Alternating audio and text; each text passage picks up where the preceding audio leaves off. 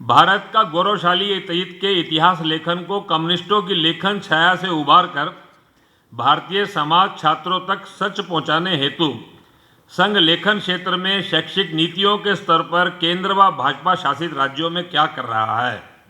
बड़ा आपने कॉम्प्लिकेटेड सवाल पूछा है। तो देखो, इतिहास लेखन का काम इतिहासकारों को करना है और इतिहासकारों को वो जो काम करना है वो उनके सामने एक चुनौती है। वो चुनौती यह है कि देश के अंदर 100-150 साल पहले अंग्रेज जब भारत में आए तो उन्होंने एक विमर्श तय किया। वो विमर्श तय किया, उसके लिए उन्होंने एक एकेडमिक बेस बनाया। वो एकेडमिक बेस के आधार के ऊपर उन्होंने सिलेबस बनाए। उस सिलेबस के आधार के ऊपर पढ़े लिखे लोगों के माध्यम से देश के अंदर उन्होंने एक शिक्षा का डिस्कोर्स ये खड़ा किया। अब आपको ये सारा विमर्श बदलना है तो we have to change the narrative. Narrative हमको मालूम है, इसमें कोई कंफ्यूजन नहीं है, लेकिन to change the narrative it requires a academic base. ये एकेडमिक बेस एक साधना का विषय है। ये इतिहास लेखन सरकार बदलने से होने वाला नहीं है।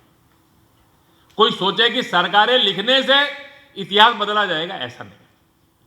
इतिहास लेखन जो है ये इस देश के अंदर ये भी एक साधना है। ये अंग्रेजों ने जो बदला वो एक दिन में नहीं बदला। आप सुन के हैरान होंगे, 1820 से लेकर 1840 के अंदर उन्होंने ऑक्सफोर्ड कैम्ब्रिज के अंदर centre for Indology, oriental studies, इनके लिए उन्होंने संस्थान खड़े किए। उसमें एक नैरेटिव बनाया। वो जो नैरेटिव उन्होंने एशियाटिक स्टडीज बनाई। 1780 टू 1820 के बीच में 40 साल में भारत में प्रति वर्ष 30-40 आईएएस इकट्ठे होते थे।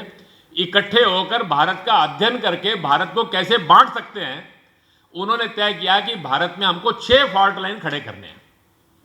आर्य बाहर से आए, आर्य और द्रविड़। देश के अंदर सिख, जैन, बौद्ध ये सब अलग है। ये इस देश के अंदर हिंदू से अलग है। उन्होंने तय किया कि इस देश के अंदर मूल निवासी, आदिवासी, इस कंसेप्ट को खड़ा करना है। भारत एक राष्ट्र नहीं है, भाषाओं के आधार पर राष्ट्रीयताएं हैं, ये हमको खड़ा करना है। ऐसी सारी उन्होंने फॉल्ट लाइन तय की। इन फॉल्ट लाइन को एकेडमिक बेस दिया उन्होंने 1820 से 1850 के बीच में। जेम्स मिल जैसे लोग जब कभी भारत नहीं आए, उन्होंने भारत का इतिहास लिखा, जो इन्होंने उनको प्रदान किया। उसके बाद 1856 में भारत में कॉलेज एजुकेशन शुरू हुआ। फर्स्ट कॉलेज एजुकेशन, पहला ग्रेजुएट 1858 में बना on the basis of the syllabus that was decided in British universities. उसमें से पढ़े हुए लोगों ने भारत में कॉलेज शुरू किया। उन कॉलेजों में पढ़े हुए लोग भारत में आईसीएस बने, उनमें से पत्रकार बने, उसमें संपादक बने, उसमें प्राध्यापक बने। उन्होंने इतिहास लिखा, ये सारा हुआ। इन सबको चुनौतियां देने वालों ने चुनौतियां भी दी। ये अंग्रेजों ने ये काम एक दिन में नहीं किया, उन्होंने भी 150 साल साधना किया।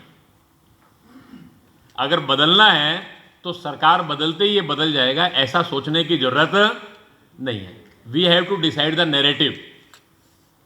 वो नैरेटिव को एकेडमिक बेस देना पड़ेगा।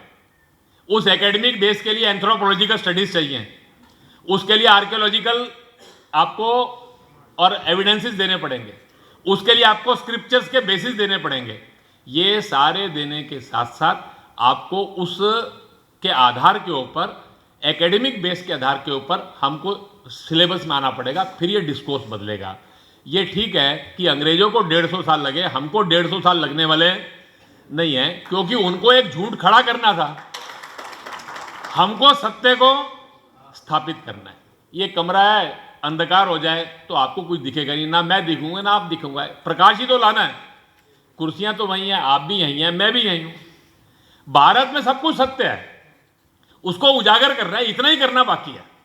उसके लिए थोड़ा हमको प्रयास करना पड़ेगा, 10, 15, 20 वर्ष लगातार, लेकिन ये साधना के भाव से होगा।